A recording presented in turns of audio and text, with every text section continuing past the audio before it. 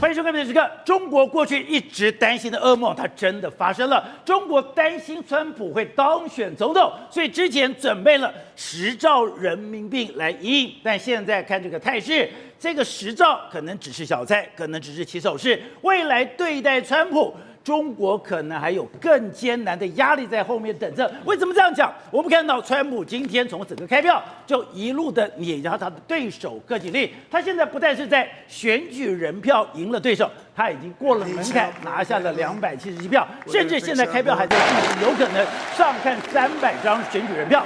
而且大家不是说我只有在选举人票上面赢了，我连在总票数上面我也碾压对手。按照目前的数字，在整个选举选票上面，他已经赢了贺锦丽500万票，等于说让民主党输得心服口服，而且让中国更恐惧的还有，在参众两院里面，共和党都取得多数的席位，也就是现在川普他如果要执行什么样的政策，他如果要推动什么样的法案，而现在几乎已经没有人挡得了他。一个没有人挡得了的川普，他到底会做什么样的事情？而这些事情真的会让中国压力山大吗？真的让中国无法承受？而那10兆人民币的准备金到底够不够用呢？好，我们今天请到来宾的地方，首一的财经专家黄寿松，你好，大家好。好，第二位是资深媒体人吕国珍，大家好。好，第三位是资深媒体人姚维珍，大家好。好，第四位是资深媒体人张宇轩，大家好。好，第五位是军事专家陈国民，大家好。待会儿呢，东海大学的政治系教授邱世仪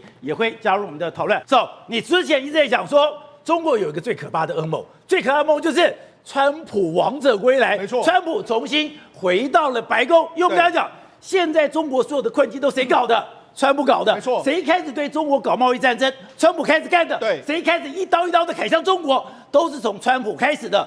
川普当时落选就非常不爽，是你中国承诺我的你都没有达成，所以他对中国一直非常介意，对，一直怀恨在心。是，就没有想到他真的回来了，而且不但川普重回白宫的宝座，更可怕的是参众两院共和党都是多数党。而且今天晚上北京彻夜未眠。为什么这样讲？他们看到美国总统的这跟大选的结果之后，他们心都凉了半截了。有这么可怕吗？为什么？第一个，川普这次碾压式的赢过了这个贺锦丽，不但在选举人票大赢，他在普选票他也赢了500万票，所以民主党输得心服口服。那不只是这样，这次的美国的众议院跟参议院2个院呢，同时也被共和党拿下。所以也就是说，未来共和党要做什么？未来川普要做什么？没有人能够阻挡他，挡不了了，挡不了他，他要像个坦克会往前冲。那他这一次他讲他最怀恨在心的在哪里？当然就是中国。所以他这次回来的时候，王者再临，他一定会对中国展开严重的报复，这是可想而知的。而且之前讲过。他有讲过几个在国际形势上面，是他说他要孤立中国，对，他要分化，他等于说我要切割中国跟俄罗斯。还有呢，你如果敢单干进到台湾的话，对，我要给你课100到200的关税。而且他在今天的胜选感言里面，他还嘲笑了中国。他说：“伊隆马斯克今天都还嘲笑伊隆马斯克火箭做得到，中国办得到吗？”他还酸，你就知道说他其实对中国是真的非常有恨意在心的。所以我觉得这一次他绝对会狠狠的修理中国。所以为什么我就说北京彻夜未眠？那人家问到这个中国外交部说：“那我们要不要打个电话恭贺这个美国的总统啊？”他说：“我们按照这个惯例办理吧。”以惯例办理，就只能这样说。所以他们现在也不知道该怎么办。我看到了。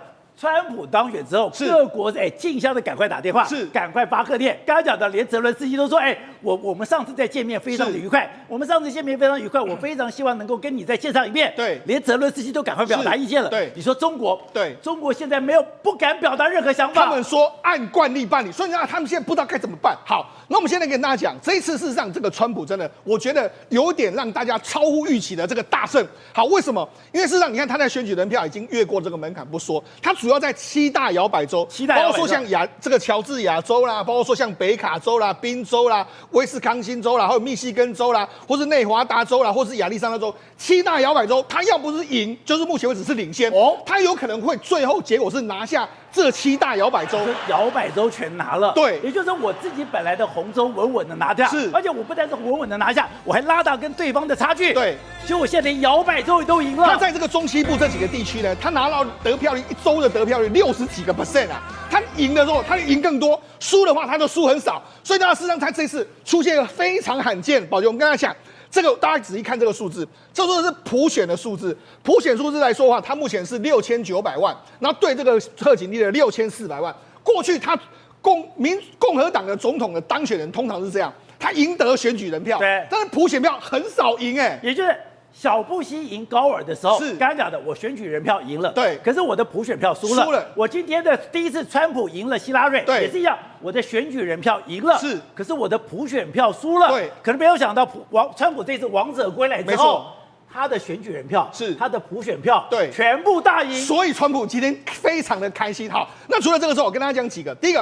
譬如说宾州。宾州大家都以为说，这个目前为止贺锦丽大概有机会赢，就没想到宾州的大城市，包括说像这个费城啦，没想到川普没有输，就在乡下地方说开大赢，所以这次怎样？乡巴佬赢了城市佬，就是这样。乡巴佬赢城市，就乡巴佬他大举出来投票，然后赢了那些城市的这个城市佬。我在这次里面。你说乡巴佬中的乡巴佬，我有一个无法想象，是在整个美国有一个最神秘的艾米许人，是他们还过着中世纪的生活，是连他们都骑着马车，对，骑着马车出来支持川普，他们就住在宾州，艾米许人，对，所以我就说宾州的这个乡下人打败了城市人。那好，除了什么，民主党的大票仓在加州。加州来说，照理说过去加州一州啦，这个民主党都赢个好几百万，这次没有赢很多那另外还有什么？包括佛罗里达州。佛罗里达州，你知道过去几年前的时候，佛罗里达还是这个摇摆州，它现在已经彻底被翻。你知道上一次的这个川普是这个才赢一点点的，才赢大概51%多就你知道他得票率50%，这次拉到56%结果已经把这个州已经要彻底把它翻成红州。所以呢，事实上这一次川普真的创下非常多美国的记录而且刚刚讲了佛罗里达州之前的最大郡，对，共和党已经好几十年没有赢过了。这一次他居然赢了，对，所以呢，事实上这一次川普为什么他这个晚上那么开心，真的是完全如同他预料了，这个秋刀扫落叶一样的获得总统的这个大位。好的，所以你刚才讲的，现在整个压力最大的，我们之前讲的，整个中国之前为什么要开始 hold 住我的人大这个常会？那为什么我要去静观其变？为什么我要准备这个所谓的10兆人民币作为准备？对，他们都讲了，上面讲得清楚。因应如果川普当选，对，好，宝姐，为什么中国那么恐惧？我跟他讲，事实上川普讲过非常多次，他想要结束俄乌战场，他想要结束以色列的战争，他主要是要面对谁？就是面对中国嘛，实际上国会的想法跟他一模一样，美国共和党国会跟他一样，所以等于是美国国会共和党跟美国总统是一模一样的想法，所以他们未来眼中只有一个敌人，中国，那就是中国。范斯都说得非常清楚，副总统都说我们只有一个敌人，那就是中国。所以未来中国为什么压力这么大？所以你说现在这个状况下面，刚刚讲的我还多面开战，对，我在俄乌有战争，我在中东有战争，我等于我全力要准备亚太有可能新的战争，甚至我也去对付北韩，对，可以说对川普来讲。俄罗斯不重要，是今天中东不重要，对，我唯一重要的，全力对付中国。所以你知道金小胖是最明显的人你看他最近他已经不跟中国往来，跑到哪里去？跑到俄罗斯去。所以真正明眼人已经知道要怎么玩这个游戏了，远离中国。对，所以你知道，事实上对中国来讲，等一下他说什么？他原本今天最近开的人大常委会不是要说要10兆人民币吗？对，就现在传出来的消息是，我们先暂时不要发了。为什么？因为我们不知道川普上台之后会怎么做，所以我们先不发。你说那个洞不知道有多大？对，因为我们本来就说他预期要发10兆人民币，但是川普上台可能会加码嘛。但现在是真的算上台啦，我们要怎么加码不知道，因为川普上台怎么做不知道，所以现在对中国来说，我才说今天晚上对中国的领导人来说，他们一定是彻夜难眠的一个局面。而且你讲这最恐怖是，你不是只是拿下白宫。你的共和党，你的参众两院都是，对，而且共和党现在参众两院都是以打中国为主要的诉求，甚至川普之前讲，你如果北京敢轻举妄动的话，我就直接派轰炸机，对，直接炸北京。没错，虽然川普也会骂台湾，不过他对中国来说真的是毫不这个说很严厉的说，你看今年5月的这个募款参会，他是闭门参会，他是说如果中国在我任内的时候入侵台湾，我会下令轰炸北京。你看他这样讲。另外一个7月获得提名说，中国车企不接受的话，面临每年的100到200%的这个高关税。他说对中国要开征60到100%的关税，所以是这样，他要对中国科60到100%的这个关税，他自己讲的好。另外一个，他接受华尔街专访的时候，他说如果中国进入台湾的时候，很抱歉，我要对你科150%到200%的关税，所以就这样。然后最后一次来说就说中国不是在对我们进行环台军演吗？他说什么？他说他们这样做是因为以后不会这么做，你明白吗？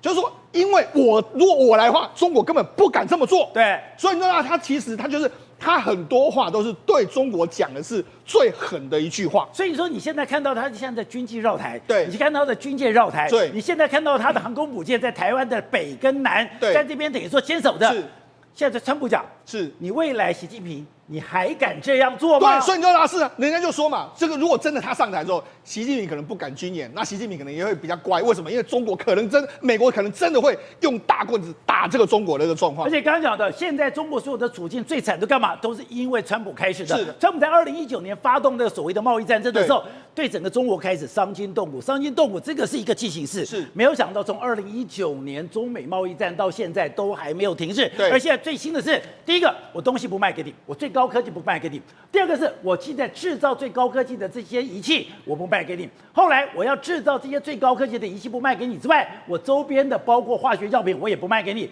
现在更可怕的是什么？现在更可怕的是，我这些最高科技的产品里面，包括化学药剂里面这些所有产品，连你的下游放在中国，对也不可以。对，目前为止来说，美国可以说是对中国的科技业者站在最后的这个封杀。什么封杀呢？他们对这个半导体的供应链，譬如说印彩有一个供应商叫做这个沈阳财富精密，他觉得他想要我工厂在中国，那我到新加坡去设厂好了，这样我不是中国公司啊，我是新加坡的公司啊，就没想到美国就说这样也不允许，这样也不可以。就反正你只要是中国公司，你到哪里去都不行就对了啦。那甚至很多中国的家电业者怕被美国制裁，他把公司搬到新加坡，搬到哪里去？反正我就是要这样坑你，所以就好。川普讲的非常明确，他说，如果中国汽车你没有到美国设厂，你就算搬到墨西哥，我也给你磕100%到200%关税。他就是针对中国的产品、中国的公司，我就给你磕税。所以他在讲的，只要有中国的基因，对你去哪都一样。我问大家一件事嘛，他跟这个习近平在他的最后的任内的时候达成了贸易协定。请问中国有做到多少？没有吗？没有做到多少？你觉得川普他不会记恨在心吗？他绝对会上。他认为说上一次的他为什么会败选？第一个 COVID-19，他觉得是谁搞了？他觉得是中国搞了。第二个是什么？你没有买很多的产品啊，让我美国经济不好。他觉得谁搞？中国搞。他嘴巴没有说，他虽然都一直说啊，我跟习近平的这个交情很好啊，怎样？但是问题是，他这一次绝对会把大刀挥向中国，所以中国真的接下来要不过紧日子了。好，宇轩，我们来看到了，全世界都有一个主旋律，这个主旋律你要看到的，它是影响所有人最重要生活的政治因素。过去一段时间，我们讲中美对抗已经是主旋律，可是中美对抗不是唯一的旋律，你还看到了俄乌战争，你还看到了中东战争。可以说，川普现在王者归来之后，最恐怖的是，因为他现在干嘛？我已经要处理俄乌战争了，我也要处理中东战争了，我也要化解我跟普丁的这个纠纷了，甚至纪晓岚跟我关系很好。如果我把这边都处理完了，未来这个中美对抗，它最恐怖的是，你不但是主旋律，而且是唯一的旋律。巴拉哥是唯一的声音，为什么？因为川普上任之后，第一件事情做的最让中国胆战心惊的是，过去中国叫什么邪恶轴心，有中国，有北韩，有俄罗斯。但如果未来没有了北韩，没有俄罗斯，以巴战争也不再是一个纷争，乌俄战争也被摆平了，那唯一对于美国，对于全世界来讲，只有一个敌人，这个敌人叫谁？中国，就是你中国。那我就问一个很简单的问题：好，你说乌俄战争，川普是不是讲说我上任之后马上摆平？但俄罗斯会不会卖给他一个面子？会吗？当然会。我跟你讲，不要讲俄罗斯了，乌克兰，你知道泽伦斯基最近讲什么吗？他说了什么？他看到当选就说：“we need to talk， 我们需要谈一谈。川普总统，我们来好好谈一谈吧。”不是之前还在那边我们要打进俄罗斯，我们要深入他领土，跟他1换1，就现在知道大事不妙。那你是要回到以巴？不好意思，请问一下，川普最大的金主是谁？就是我们讲的以色列的犹太人啊，犹太人就是他最大的金主啊，所以对他来讲，这个完全逮就不是问题的，他要处理都能处理，而且当今天他做出一个动作，他摆明向全世界宣告说，你俄罗斯不是我的敌人。你以色列以巴问题呢，这也不是我的问题。我现在眼中只看到一个叫中国，谁跟中国站上边，你就是他的邪恶好伙伴。那我就请问一下，俄罗斯这时候会不会撤走？会撤走。对嘛，他当然马上拉跑。所以说，金小胖现在开始远离中国，跑到俄罗斯，跟这个也有关系。当然也有关系啊，因为我跟你讲，各位局势在变化。你今天当你跟俄罗斯靠拢的时候，不好意思请问一下，你有得罪美国吗？也没有哦。现在的美俄关系之后会产生微妙的变化啊，对不对？川普跟俄罗斯之间的交情，跟我们讲的金正恩交情也不一定不好哦。所以当我这样把它作为非常区隔分离开来，我只要针对中国，你如果呢跟中国之间有经贸上的往来，我贸易壁垒绝对对你惩治。你对于中国呢相关的倾销，你有任何的往来，我也对你惩治。从军事上到经济上各个层面，川普都只讲一件事情：我只处理中国。所以这个情况之下，如果再跟他站上边，那你就变成跟倒霉鬼当朋友一样倒霉。好，国珍，这一期你们看，《商业周刊》的封面是“您要金元不要裤子，中国大练心”。为什么中国现在要大练心？就是我现在已经完全被美国为首的这些自由世界全部阻断我的来源了，我只有干嘛自己开始土法炼钢，重回井冈山，重新炼钢，我才有可能。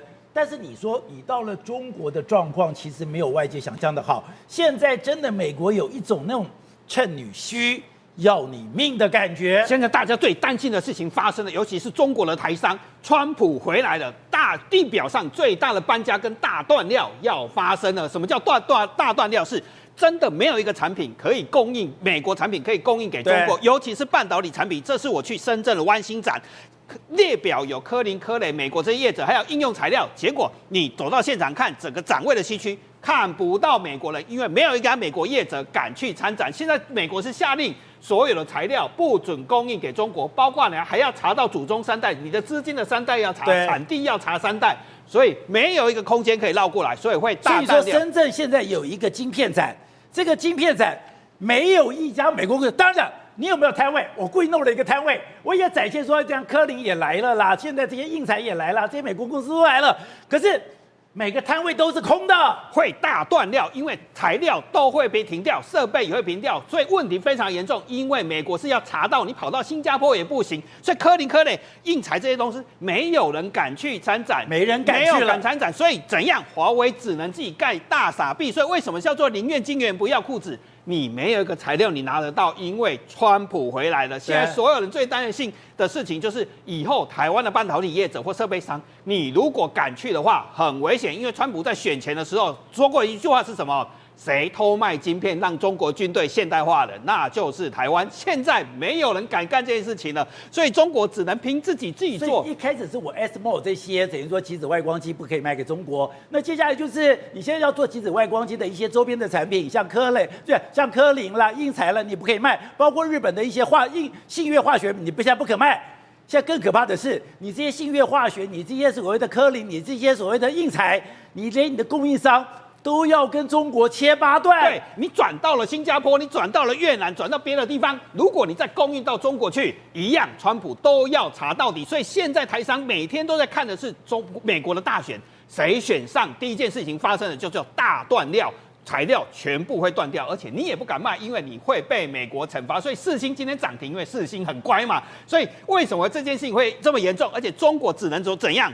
自己慢慢搞，所以我们为什么叫大练心事？它有如回到毛泽东时代，只能自己搞，所以每个都对标啊，对标印材，对标印材，科林、艾斯摩尔，对，只能全部自己做，而且再来会发生什么事？大搬家要发生的。什么叫大搬家会发生的？现在即便跑到墨西哥、跑到越南、跑到泰国的台商，每天要做什么事情？做的事情叫检查我的零组件有没有在中国做，或者是我还没有办法搬离中国了，我全部都要检查。为什么要做这个检查？你说我就算是离开中国，我就算跑到了墨西哥，跑到了越南，跑到泰国，我的供应链、我的产品不可以有中国的东西，完全不行。现在每天检查非常清楚了，就是说你到底有没有去，不然一旦被川普查到，就是200%的关税。所以现在所有的业者是，一旦川普选上，马上搬家。所以我说大断料之后就是大搬家，因为川普是非常狠的，不是25%，是接下来是200%。所以现在什么状况会发生？连苹果跟美国的家电厂现在都没有办法在中国制造。所以你说已经不是只有高科技厂，不是只有半导体厂，现在连家电厂都要跑了。所以我这次在中国的会做就看到做美国现在最夯的产品叫凌价的产品，它现在要求是怎样？如果川普选上，马上到泰国设厂，因为绝对受不了60%的关税。同时，今天苹果公司也宣布什么？要到印尼去设厂，要去印尼。以前苹果可能选择另外一个基地叫印度，现在他不得已，他一定要搬离中国，否则没有一个人能够受得了川普的60%跟200%的关税。大地表上最大的迁徙要发生的，就是川普这个，他回来就会发生。而且你说这次你特别到了上海去采访。上海我们都知道，过去它叫什么？叫做十里洋场。可你说，现在这个十里洋场已经变成10里的外资坟我场们。真的没有想过，2019年川普推动了所谓贸易战、科技战之后，竟然会这么严重，因为所有的外商几乎没有钱赚，所以我们礼拜六7点到了这个餐厅去吃饭，空空荡荡的，厨师跟接待人员看到我们吓一跳，我自己也吓一跳。对，大家怎么想说会有没人，完全没人，所以上海的自己的中产都说什么样？我现在都想尽办法要把资金跟我的家人搬到美国去，因为上海已经回不到改革开放之后的那个日子，外资到处都外资，到处都有钱赚，所以整个上海现在是怎样？一夜回到改革开放前的那个状态了。不是，刚刚讲的未来的主旋律非常清楚，就是一个中美大对抗，而这个中美大对抗，你说中间最核心的竟然是我们的 AI 产业，这个 AI 产业包括台积电，还有我们今天的电子五哥，所以你今天台湾根本不用担心，今天谁也不能轻忽我们。是最重要一件事情是，当时是谁让这些台湾的科技大厂几乎同时间离开中国的？川普，因为他掀起了这个贸易大战，现在川普回归，第2次的贸易大战。当时为什么广达回来了？你为什么看到很多的这个电子五四哥回来了？都是在川普的压力下回来的。是，而且呢，你要知道，他不仅是广达回来，电子四哥回来，他们也去哪里？去美国了。对耶。所以现在合作就说啊，其实整个世界最大的不同的一个改变在哪里？以前大概这些电子厂有90%全部在中国，到现在目前为止，大概已经有30%都去其他不同的国家，而且不要小看这30%去到其他不同的国家，未来离开中国的还会越来越多。第2件事情，现在川普回归。他要做一件事，什么事情呢？你给我宣誓效忠。什么宣誓效忠？宣誓效忠。你不要再跟我说啊，我哪边去哪边去，没有，你要就再给我美国。所以他现在告诉你啊，你要缴保护费啊，缴保护费是什么意思？你如果在台湾生产很多哦，那你用这种方式送到美国去的话，不好意思，你要缴保护费。可是如果你在我美国落地生根的话，跟我宣誓誓忠的情况之下，你就没有保护费的问题啊？为什么？因为你已经是变成我美积电了。所以现在川普回归最重要的，其实就是要这一些所谓的科技大厂2次表态。第1次表态是叫你们离开中国，第2次表态是叫你们全部把重心来到美国。那你不要说这是个川普，他好像感觉上这样子在讲了。我们台积电准备好了，这就是为什么今天台积电大涨。为什么你说台积电准备好？他不是已经搞了一个亚利桑那厂了吗？还不够吗？亚利桑那厂总共要弄3个厂，总投资金额大概650亿美元。那我们之前就很担心嘛，说哎呀，那个美国工人很难管啊，美国企业怎样，美国工会很强啊，我们台积电去到那边水土不服。没有水土不服这件事情，只有一件事，我们用台积电的文化征服全世界。所以现在不是说什么美国厂、日本厂、哪里厂，没有，只有一件事，台积电厂。因为不管你在哪里，你睁开眼睛，你就是在台积电的企业文化里面。你说只有一个规格，只有一个速度，只有一个标准，那就是台积电。是，而且最重要的一件事情是，原来台积电早就跟凤凰城进行一个学徒计划。它这个学徒计划是怎么样？是要大概去培训出有技术人员啦、气体处理人员啦、电机人员啦、机械人员，而且整个课程多达2000小时，由台积的技术指导伙伴马里科帕社区学院来提供。所以换句话说，我现在台积电是个摇篮。这个人其实蛮感人的，他是土生土长的。他说他以前不知道自己要干嘛他说后来他知道都是台积电的学徒。对，他就说他是这个男生，他就说他不知道以前他自己不知道自己要干嘛，结果他知道有这个计划之后，他就加入台积电这个计划。而且最重要一件事情是，经过这一段时间的一个磨合，2000小时的培训之后，现在接受这些培训的这一些这个美国人，他们突然之间最重要一件事，他说他觉得他人生找到了一个方向。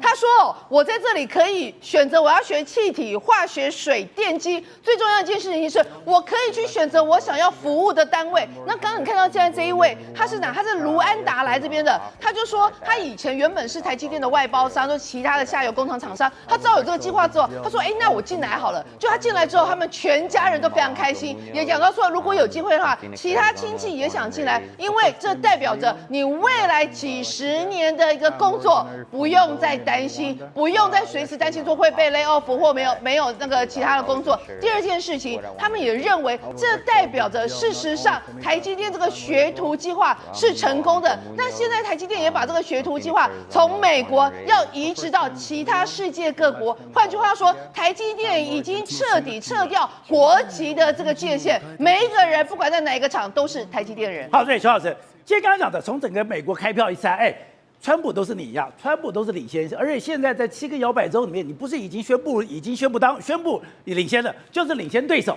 那像人家讲的，川普现在已经变成了美国这几年来权力最大的总统吗？而且你不但是刚刚讲你的选举人票，还有你的普选票赢得对手，更可怕的是参众两院现在都是由共和党多为多数党。